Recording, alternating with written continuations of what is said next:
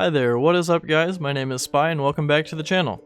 So in today's video we're going to be doing a little introduction to the new server Alteria, and then we're also going to be having a look at some of the beautiful builds that I've been doing in my city of Erstellos. So without further ado, let's hop right into it. First and foremost, welcome to Altyria. This is a new / old server. It's an evolution of EB Productions' old server Therigan. So really what you're going to be seeing here is a lot of cool medieval builds, a lot of the same guys as before, but we've got new ideas and new goals going forward, and lots of new builds to show you guys, and a brand new world to explore. So we're really excited to share all the cool stuff that we've been working on with you guys. So what we're flying through right now is the brand new spawn. I think it is absolutely gorgeous. We worked on it together as a team project, and I think it came out wonderfully. It's got this beautiful open air area here, lots of balconies and stuff. A lot of the structure done by Logan, so you can definitely see the influence here with some of the whitewash and castle-y bits. But yeah, it's got this beautiful open air area, these nice gardens. We're really excited to deck out this interior area, depending on, holidays or seasons, and such and so on as time goes on. And then back in the hallways here, we have, as I already flew by, all these little windows, all these little scenes of the cities, with little warp pads in front, which is really, really nice. So I guess we'll just hop right into the next bit here. Let's just warp on over to Erstellos. Alrighty guys, welcome back to the beautiful city of Erstellos. I know that it's been a fat minute since you guys have seen anything here. Kind of a big break with the shift between servers and worlds, but we've been working really, really hard, and I've obviously been working pretty hard on Erstellos too in my spare time. So the result of that is this beautiful new section outside, along with some changes back in Old Town. But before we get into walking around, please remember to like the video and subscribe to the channel if you want to stay caught up on builds from myself and the other guys on the Altyria server. And while you're doing that, feel free to have a look at the guys I throw in the description too. We got Jet and Captain Shadow and EB Productions down there. They also all make great content. You're probably already subbed to EB, but they all make great content and really creative stuff, so should definitely give them a look too. Alright, so I think first we're going to head into Old Town over here, and just talk about changes that may have happened and maybe the future of the city. So, of course, we're walking down Water Street here. Hasn't changed too much. It was relatively finished in the last update, which was actually on EB's channel 8 or 9 months ago maybe. And everything's pretty much the same, pretty much untouched. This whole front section was already the finished bit. The biggest change definitely comes on this side of the city. I pretty much chopped off this whole third because I kind of just crapped it all out when I was a squire back on Therigan like a year and a half ago. And it was really uninspired stuff and I didn't really like it, so I just went ahead and deleted it. None of it was finished even beyond like this right here, so I just went ahead and chopped it off, and we'll do something better in the future here. And then the other big change that we see in this new placement on this beautiful new map is there's no big old mountain right here anymore. So that means there isn't this awkward pinch of space leading right up here. It's just a nice, easy hill gradient, which will be fun to build on. And I'm not so awkwardly pressed for space here. Now, the downside of that, I guess you could say, is that my castle can't be so directly located next to the city anymore. So as the walls flow up here, the castle is eventually going to be located on this little mountain right here. There we go. So that'll be good. And that's pretty much the south side of my city right there, the south limits of that purple wool. So it's not going to be super large by any means. Maybe it'll come down right about here and head back over to the water. So obviously not nearly as big as Themes, but it was never supposed to be anyway, so it's all good. Still a lot of space to fill up nonetheless. The update here on the new map, we're honestly kind of still in the same place and serving the same purpose as before. I'll go ahead and throw up a picture of the map on the screen now. So as you can see, we're still kind of on the north side of things, and now we are just south of a row of mountains that separate the main temperate land from what tends to be the colder, snowy land. And of course, with cold and snow in a general medieval world comes raiders and Vikings and what have you. So really, we're still holding the same purpose as before in that we're kind of the last defense of the Therigan nation against raiders from the north. So that plays into this new build that I've done out here. I guess we'll just go ahead and start probably where we left off last time, which is right here, the drawbridge leading into the bridge. Well, the bridge didn't exist before. It does now. I have a much wider river, and I made a very grand bridge, but it felt just a little bit too grand for my city, knowing how everything's always cramped. So I figured with the raiders always pushing down into the villages and whatnot, there'd be a fair number of refugees around here, and the city, when it's completed, will be very bustling and full. So we got some overpopulation issues, yay! I decided to go ahead and London Bridge this bridge, and stack up these little shanty houses all across it. I think they came out quite good. I was kind of not sold on it in the beginning, but now that there's the context of these buildings over here, I kind of dig them a lot more. And they're just hanging off very precariously. We got like chains holding them together, which was Bagman's idea. Really cool idea. So they are hanging off the bridge so barely that these chains are literally holding them on top of the bridge. So that's kind of a cool little detail. But yes, all these houses and even tents just barely hanging here. You know, eventually overpopulation just became too much to handle, and I imagine the guards just stopped trying to kick them off the bridge. And well, this is what happened as soon as they started to do that. So moving down the bridge, we got this nice little gatehouse here. Really petite, almost the same exact building like structure here. You'd almost mistake it as being copy pasted, but it's just in the same general style, which I'm adopting here. Got these nice swooping roofs going along, the half roofs along the side. We love those sweeping lines here in Erstellos.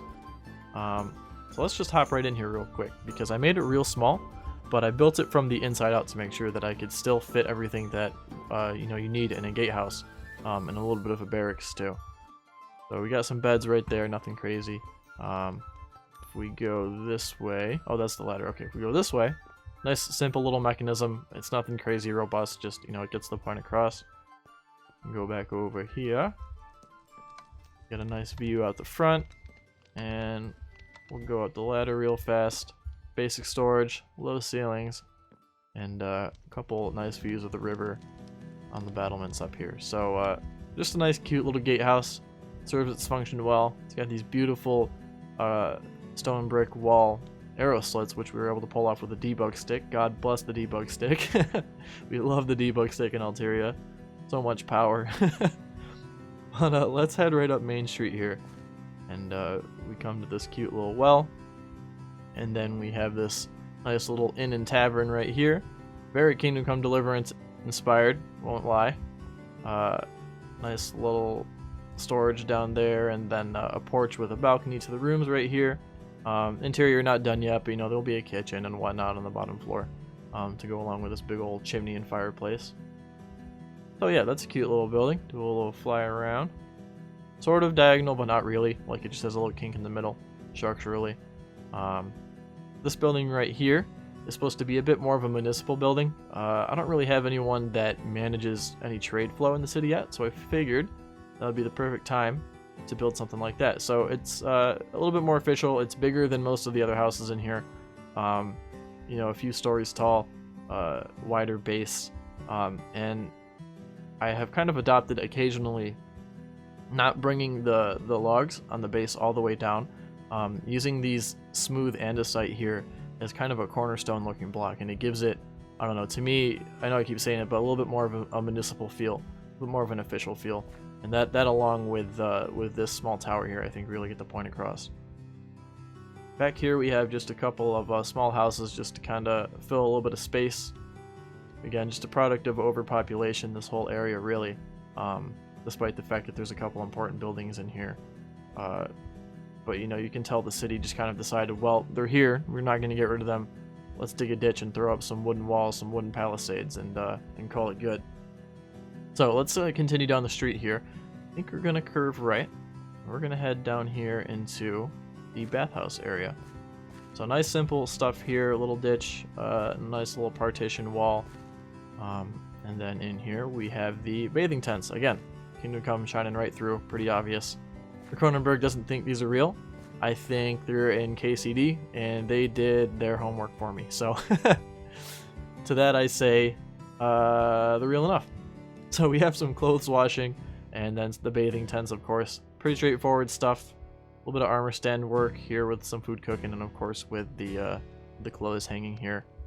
Simple little stuff. I quite enjoyed this building. This might have been the first one that we did here, or that I did here. I really love this sweeping roof line right here. I think it just a beautiful leading line into this this little window sticking out of the roof. Nice little stuff. Continuing that line along here. Nice balcony, nice vines just to bring out some color. And yeah, so that's the bathhouse. Let's scoot back down here. We're gonna walk this way. Nice little retaining wall, some storage. Sorry if I'm going a bit quick. I don't want this video to get too long. Nice simple little houses here. Nothing crazy. Just like the other ones on the other side. Filling a lot of space with little gardens.